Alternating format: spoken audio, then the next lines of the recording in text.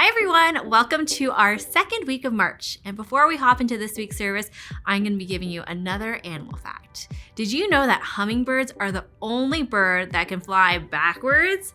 Can you imagine being in an airplane flying backwards? Or seeing a butterfly fly backwards? That's pretty crazy. Anyways, do you remember what we covered in last week's Bible story? Last week, we looked at how people came together with their different skills to build the tabernacle, which is a special place of worship. And I challenge you to look for ways to work with God's family to serve Him and grow His kingdom. This week, we're going to continue looking at cooperation, which is working together to do more than you can do alone. Let's look at the story of how Joshua led the Israelites in a fierce battle. Working together shouldn't be about helping yourself, but helping others and loving them as Christ loves us. Well, Bayview Kids, it's time for our announcements. So go grab your moms and dads because this announcement is for them. Parents, we have our retreat coming up on April 2nd here at Bayview Glen Church. The focus of the day is going to be learning how to be in sync with God and our spouse to improve our parenting. It's going to be a wonderful day of some special guest speakers as well as times of reflection and worship. You do not want to miss out. The early bird price is ending soon, so make sure to register on the Bayview Glen page/events. All right, it's time for our special segment about preparing for Easter. Well, welcome back, Bayview Kids, to our segment about preparing for Easter. So last week we talked about Lent, and that was kind of like preparing our hearts for Easter. Now this week we're going to be talking about our minds, how we can prepare our minds for Easter. So boys and girls, Easter is about celebrating that Jesus rose from the dead. And that's a wonderful thing to celebrate. But what happens if Jesus didn't actually rise from the dead? Well, the Bible actually talks about it. It says if Jesus didn't rise from the dead, then we shouldn't be Christians. We shouldn't believe in that because it's not true. So we better make sure that Jesus actually rose from the dead and make sure that it's true. So, boys and girls, I'm going to take you through a little exercise. It's called logic, if you've ever heard of that. And we're going to determine if Jesus actually rose from the dead. And we're gonna look through some other theories, and that's just a word for other options of something could have happened if Jesus didn't rise from the dead. So what we need to start off with is 4 facts. How many facts? 4 facts. They're gonna come up on the screen here to help us remember. Okay, so here's the fact situation. Okay, number 1 is that Jesus died on the cross and was buried. Okay, got that? Jesus died on the cross.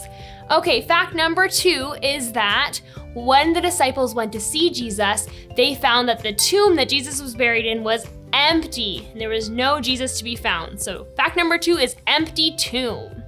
Okay, fact number 3 is that people saw Jesus alive after he had died. They'd seen the risen Jesus. So fact number 3 is people saw that Jesus was alive. And fact number 4 is the disciples' lives changed. So if we think of the life of the disciples, maybe someone like Peter, he was a coward before. He was so scared to even be associated with Jesus. But when Jesus died and rose from the grave and Peter saw that he was alive, his faith was restored and he was so brave. And he was telling everyone about Jesus. So much to the point that he actually was hurt because he knew Jesus and was following Jesus. People would torture him and hurt him and intimidate him and scare him. So his life changed, but he never said that his faith wasn't real. Okay, so fact number 4 to summarize is life change of the disciples. Okay, boys and girls, so we're gonna look at a different theory each week. So the first theory we're gonna look at is if Jesus didn't rise from the dead, what happened? Well, some people say that Jesus' disciples went and stole his body and lied and said, yes, we saw him rise from the dead, but he didn't actually, they just stole the body. So let's look at our 4 facts and see if that adds up, because if we want something to be true, it has to be true on all 4 facts or it can't be true. So fact number 1, well, Jesus could have still died on the cross and be buried. So yep, that's correct. That could have happened even if they stole the body. Fact number 2, the tomb was found empty. Yep, that would make sense if the disciples stole the body. Fact number 3 is that people saw Jesus was alive. That would make sense because the people would be lying. Uh-oh, it looks like this theory might be true.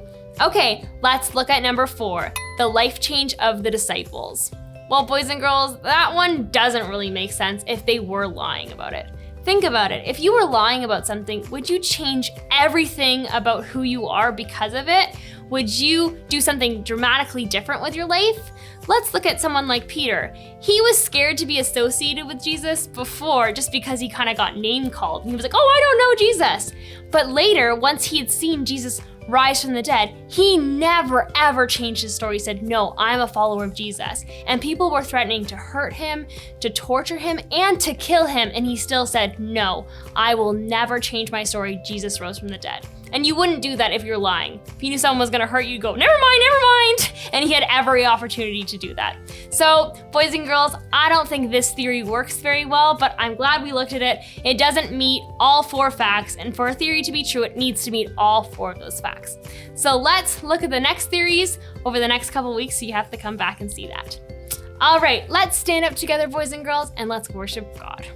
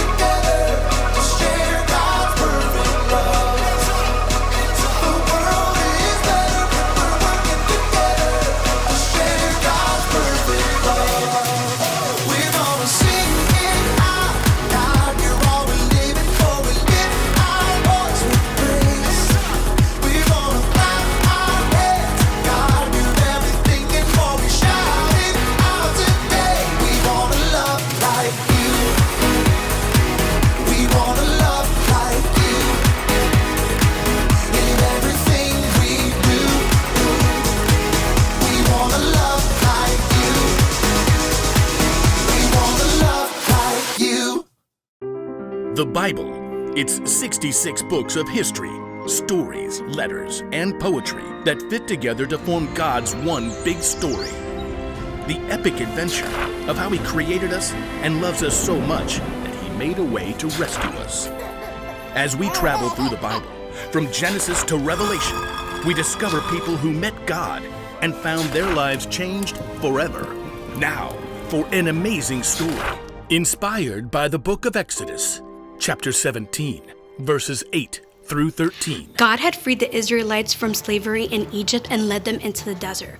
But with no home of their own, the Israelites were still wide open to enemy attack as they traveled. One evening, as Moses walked through the camp, his assistant Joshua raced up. Amalekites! Where? How many? Just a few men right now. They attacked at the rear, where many of the women and children are. But we beat them back. They'll come in full force tomorrow. Moses turned to survey the land around them in the last rays of the setting sun. The whole valley of Rephidim spread out before them. Nearby, a high hill provided a lookout for the whole countryside. We have no army. We'll have to fight. You choose our best men and get ready for battle in the morning. Will you come with us? No, Moses pointed at the hilltop. I'll climb up there and hold up the walking stick that God gave me. Both men looked at the sturdy staff in Moses' hand. It was no ordinary stick. Moses had lifted the staff when God had parted the water of the Red Sea so the Israelites could escape. Yes, sir. I'll call the men. In the great chill before dawn, Joshua and his group of inexperienced fighters prepared for battle against the Amalekites. I've never held a sword. God has saved us many times. He can do it again. As the ragtag army gathered at one end of the valley, Moses climbed the hill with his brother Aaron and his friend Hur. So, Moses, what's the plan? Yeah, those Amalekites got some mean fighters. We'll call on God. As the three men crested the hill, they turned to look back. The rising sun flooded the valley. They could see Joshua and the Israelites just below. At the far end of the valley, a vast swarm of Amalekites rushed forward. Oh, more Amalekites than bees in a hive. Within minutes, the two groups clashed. It was clear from the very beginning that the Amalekites had the upper hand. They'll wipe us out in no time. Wait. At the very crest of the hill, Moses grabbed his staff and raised both hands high in the air. Our God is stronger than any enemy. In a short time, the tide seemed to turn. Well, what do you know? Joshua's pushing them back. The Israelites steadily beat back the Amalekite army. But as the sun rose and the heat increased, Moses' arms grew tired. Little by little, his arms sank down. Uh-oh, the Amalekites have busted through our line right there. We were doing so well. God, help us. With an effort, Moses lifted his hands high again. Joshua had formed a strong band of fighters, and once again, the Israelites surged forward. Moses lowered his arms to stretch. Ah, my back! What just happened? Joshua had them. Moses stepped forward to see, raising his hands high again. Aaron turned to stare at his brother. It's your hands. When your hands are raised up toward God, we're winning. Yeah, and when you drop them, those fool Amalekites start to win. Yes, but I can't do this all day. Moses' arms began to shake. Hold it one more minute. I got a rock-solid plan. Aaron? Together, Aaron and Hur rolled a huge stone to the place where Moses stood. Now, you set yourself right down, Mo. Carefully, Moses lowered himself onto the rock, fighting to keep his hands high in the air. My arms! We got it, brother. Aaron and Hur each stood on one side of Moses and held up a hand. Whew! For the rest of the day, Aaron and Hur stood right beside Moses, keeping his hands steady. By sunset, Joshua and the Israelites completely defeated the Amalekites. Look at him run! The Amalekites had been defeated by God's power, but it was only by working together with his friends that Moses had been able to keep his hands lifted high all day.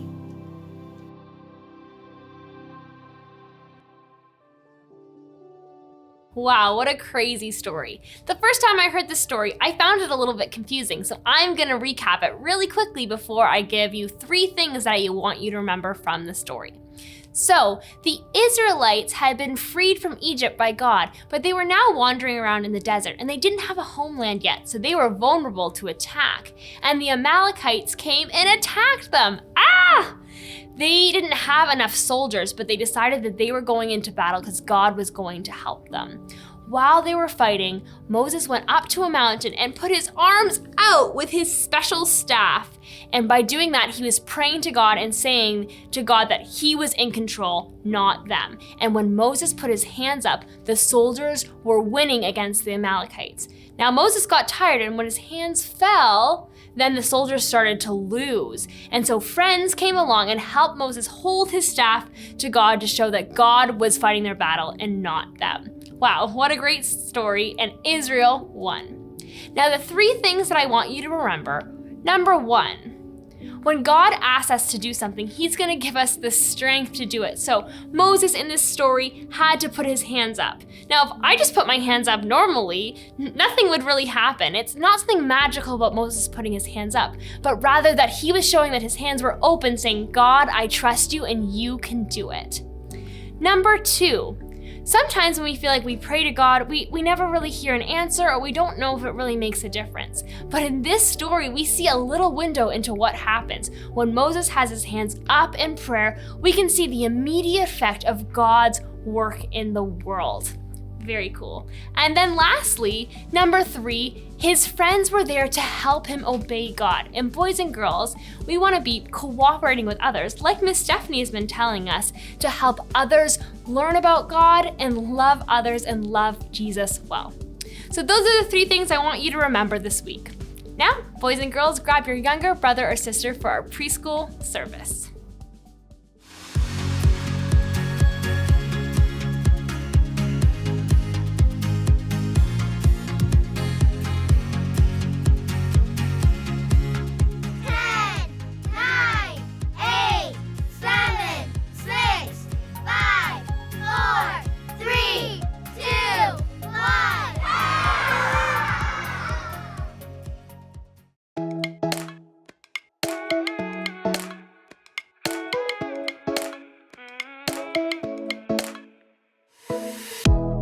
Just don't know the way that I should go.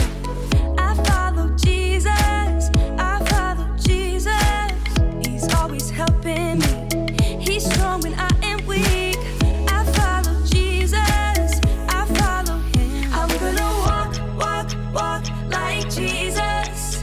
And I wanna go wherever he goes. I wanna talk like Jesus. Yeah, I'm gonna follow wherever he goes. Wherever he goes, I will follow. Wherever he goes, I will follow.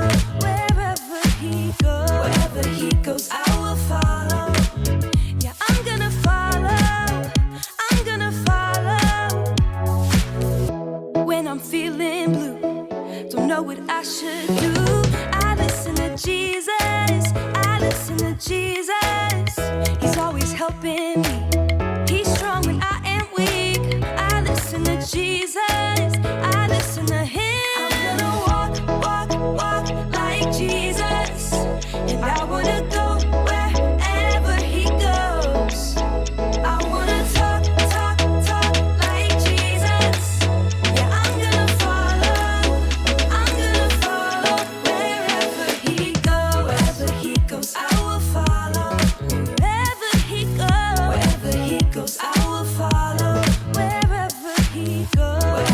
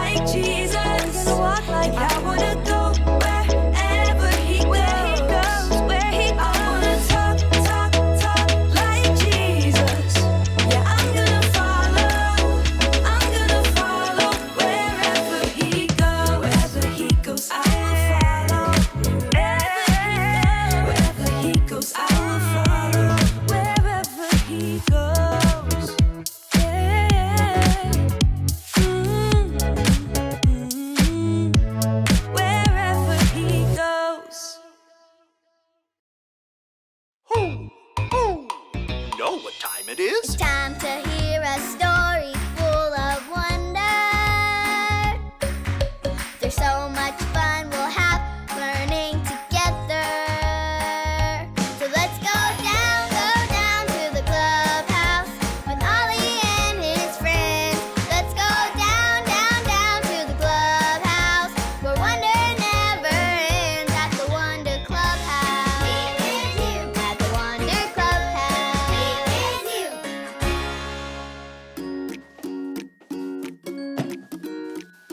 Hi friends, I'm Peyton.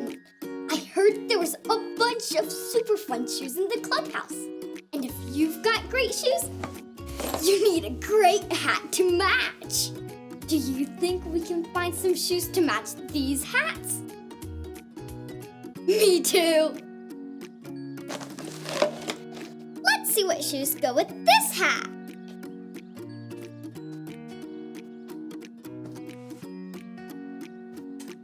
Aha! Firefighter boots.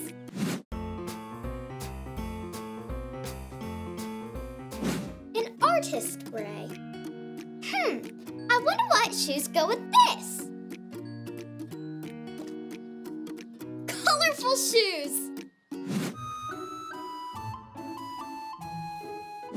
I wonder what kind of shoes a chef wears. Oh, I know.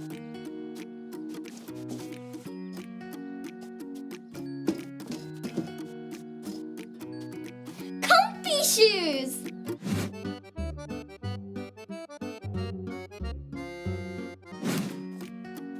Are there any more matching hats in here? Hoo!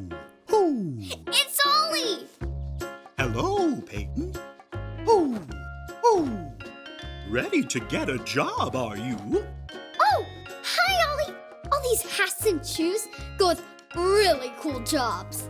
People do different things. It's true. And God loves each one of them, too. Listen to this story. Just follow me through. Hoo! Follow me through, follow me through, who? Ollie's got a Bible story for me and you.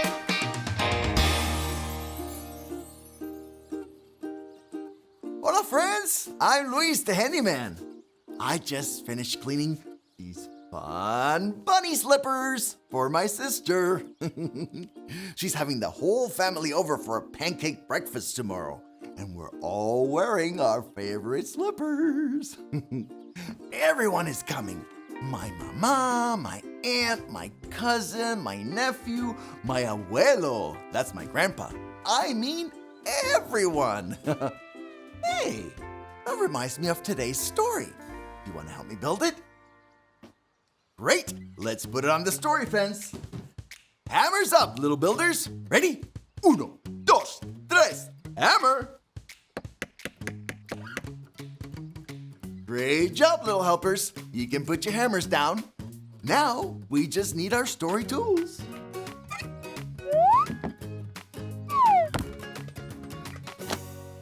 Yep, we have everything we need. Today's true story from the Bible begins in a town with lots of people. There were kids playing together, people shopping, and friends talking. But look, do you see the man in the middle?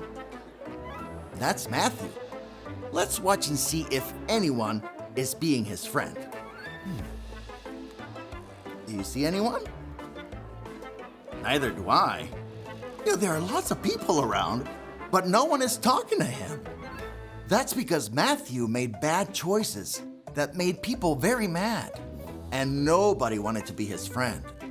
His job was to collect money from people, but he took more money than he was supposed to. One day, Jesus came to town. Jesus is God's son. He is super special and amazing. He could have talked to anyone in town. But guess who he talked to? Can you guess? Yes, he talked to Matthew. Jesus went right up to Matthew and said, "Follow me." Jesus loved Matthew no matter what and wanted to be his friend. Later, Jesus went to have dinner at Matthew's house. Guess who else wanted to have dinner with Jesus? Everyone! Whoa! That's a lot of people who want to spend time with Jesus. Do you want to help serve them food? Let's see, we need everyone to get a plate. Let's count how many people we can serve food to. Ready? Go. 1, 2, 3, 4, 5, 6, 7, 8, 9, 10. Great job! We served everyone who came to eat with Jesus at Matthew's house. Some people were confused when they saw Jesus eating at Matthew's house. They asked, why would Jesus want to be friends with someone who makes bad choices? Because Jesus wants to be friends with everyone. He wants to be friends with me, and you, and you, and you. Everyone can be friends with Jesus. Hey, Ollie, tell me, who can be friends with Jesus? Everyone can be friends with Jesus. Yes, it's true. Now, let's hear it from you. Tell me, who can be friends with Jesus? Everyone can be friends with Jesus. That's the truth, friends. You better believe it. Adios! So there's your story, and it's all true.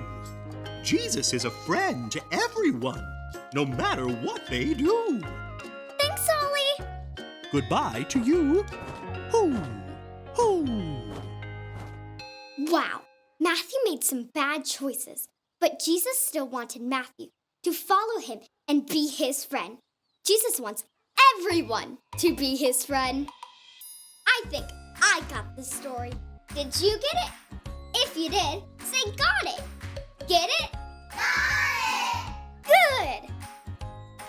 No matter what shoes or hats you wear, Jesus wants to be your friend. I have so many hats and shoes.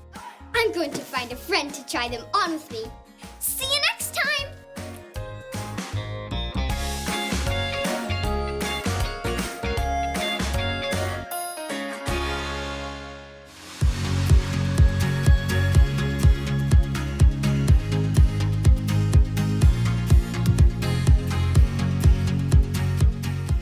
Come and follow me, Jesus said. Matthew 4:19. Come and follow me, Jesus said. Matthew 4:19.